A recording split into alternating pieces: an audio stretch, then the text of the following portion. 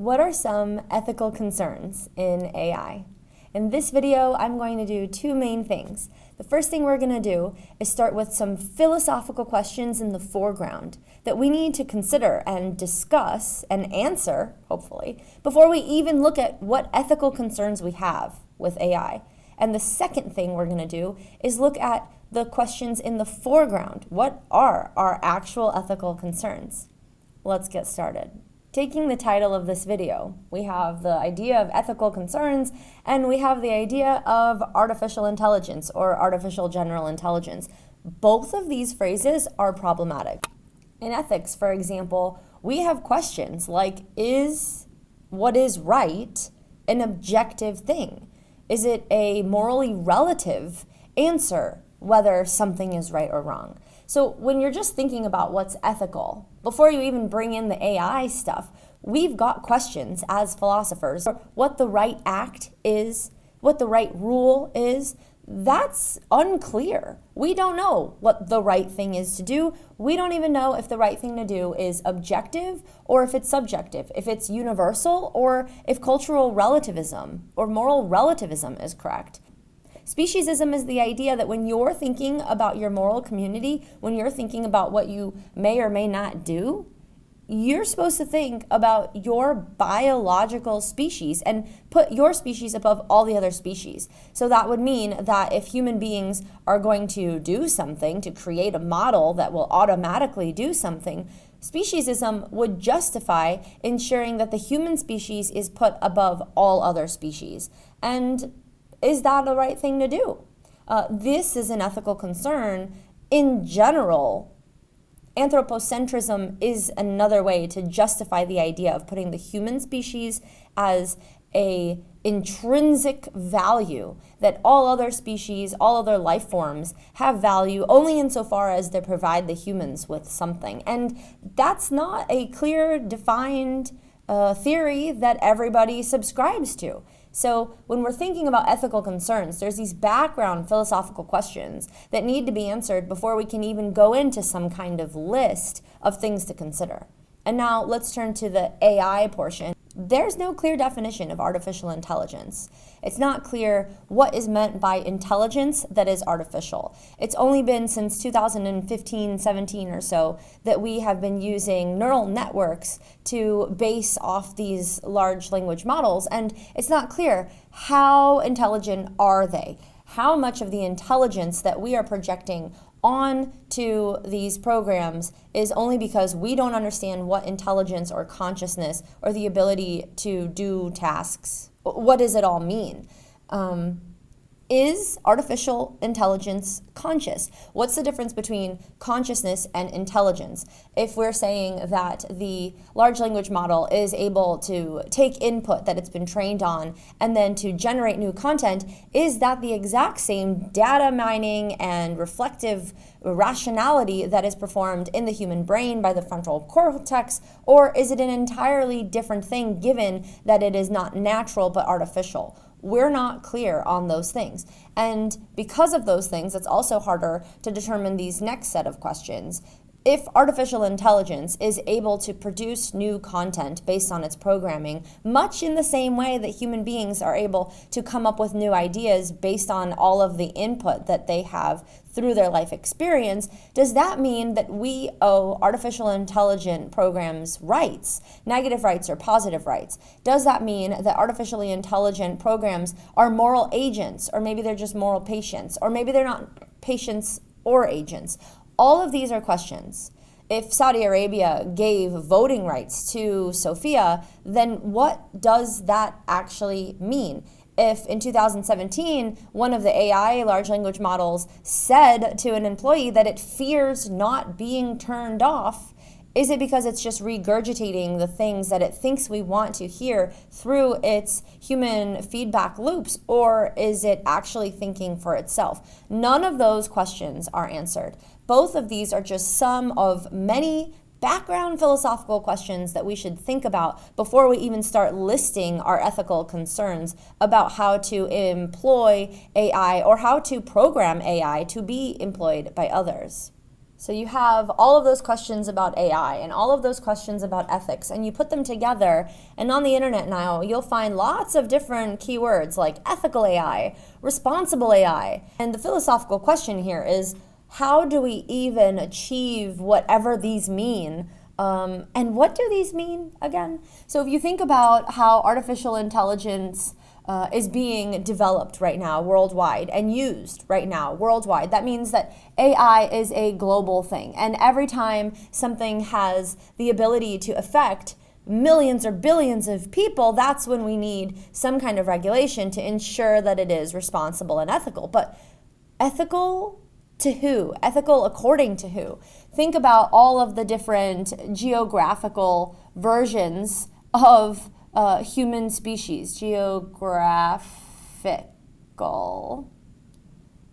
There's lots of different countries that do things in really, really different ways.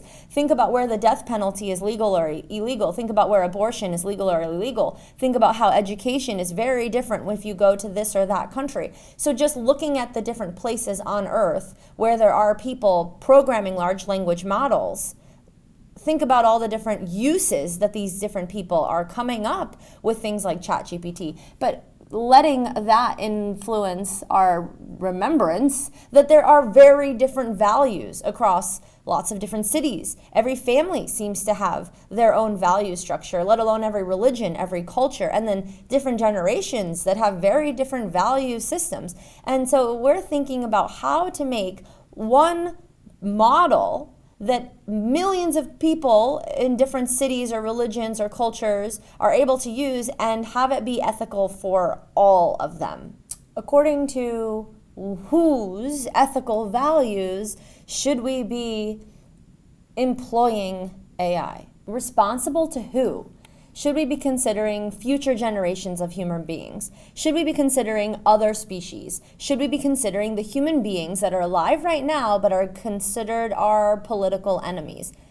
Should we be considering the end user and making sure that it's safe and they have privacy?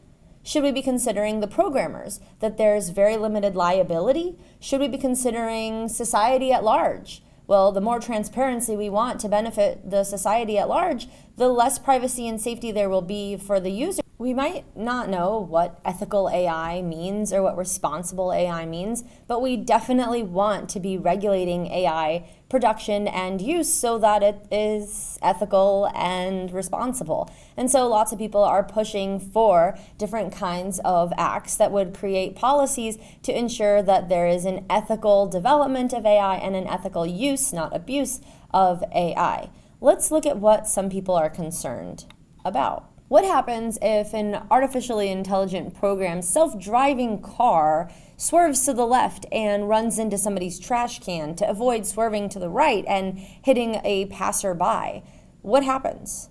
Is there going to be a punishment for that self-driving car? Should the car be turned off, never again to be turned on? Is punishment even the right kind of language to use? Should there be something like negative consequence? And is it a negative consequence if a self-driving car is to be terminated? But can we even hold AI responsible for its outputs? Its outputs are only based on its inputs, right? So is that a thing? OpenAI, the creator company of ChatGPT, literally downloaded everything off of the internet and then fed it into a large language model like ChatGPT. And now ChatGPT is able to create a poem that you will confuse as Shakespeare's poem, or a song by Drake that sounds just like Drake, but no, it's not by Drake. It just sounds like it was by Drake because the computer knows how to sound like Drake. So now we're running into all sorts of ethical concerns when it comes to intellectual property, like who can own content?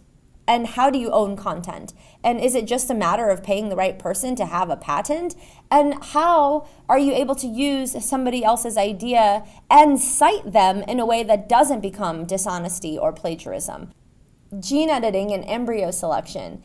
Already in 2023, doctors are able to use artificial intelligence to select which embryo is most likely to create a good human baby, and then they're using that to select the embryos to implant them into people who want to become pregnant. But which ones are the good genes that the AI is trained to look for, to utilize? That's a question that's not answered. And should we be using artificial intelligence to create something like a designer baby?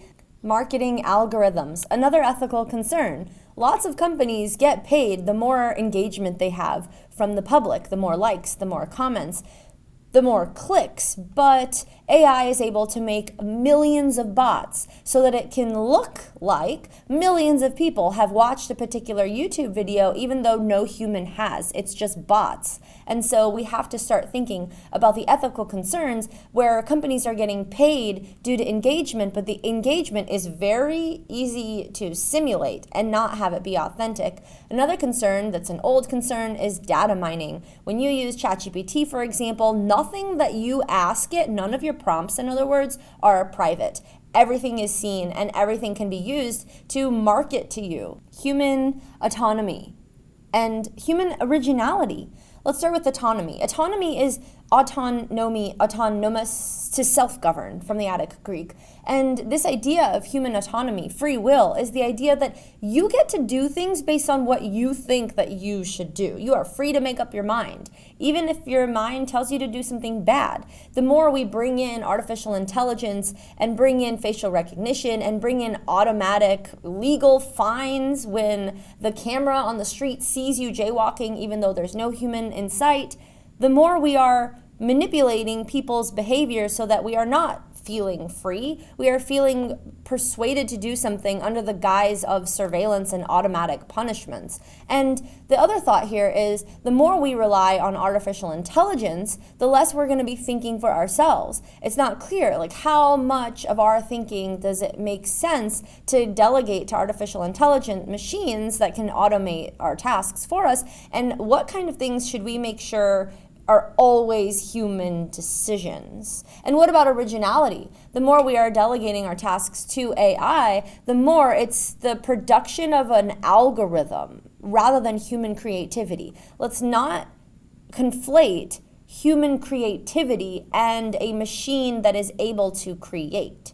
So those are other concerns. Discrimination and bias. The computer algorithms of large language models like ChatGPT are really, really good at creating outputs that make sense based on the inputs. If what the program is being pre-trained on has any bias, then the bias will come out in its output. And what happens when that turns out to discriminate against someone based on a group which they are a member of? Access and inclusion. For example, ChatGPT can be used just by making an account, and the account is free to make. So you might think, okay, it's totally accessible because everyone can get on it. It's not like you need money. However, you need a device that can connect to the internet. You need internet. You need that internet to be strong, and you need an email address, and you need constant access to all of those things. Plus, you have to also know prompt design. The better you are at creating a very complex, context-sensitive prompt that gives very important, specific directions, the better the output is going to be that the AI generates for you. Having access to this tool and the knowledge of how to utilize the tool will mean that your job is going to be way more easy to do. Your job is going to be way more easy to do. And so here's another ethical concern: job displacement. The more your job is able to be perfectly done with very limited errors and in a speedy amount of time, the less you're going to have a job. So an ethical concern here is what will happen to the millions of jobs that are now paid to humans. They'll go to automated AIs, but do we have to pay the AI? Do we have to incentivize the AI? And how do we transition those human workers out fairly so that they can continue to live, even though now only 10% of their job is what they do, and so they only get 10% of their salary? The last thing that I'll mention in this video is our democracy in the United States of America, and also just the general critical thinking of the masses on Earth.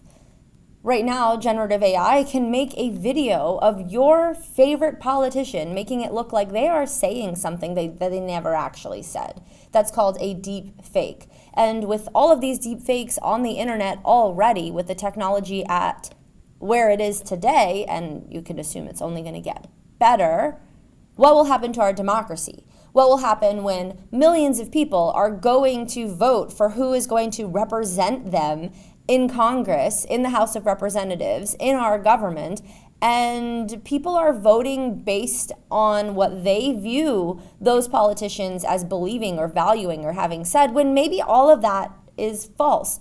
So a background ethical concern that is underlying all of these is something like trust.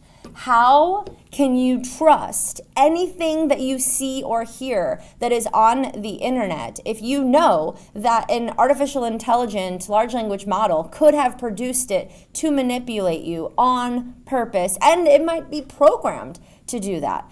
I think it comes down to whether we can trust the people making these programs and the people using these programs.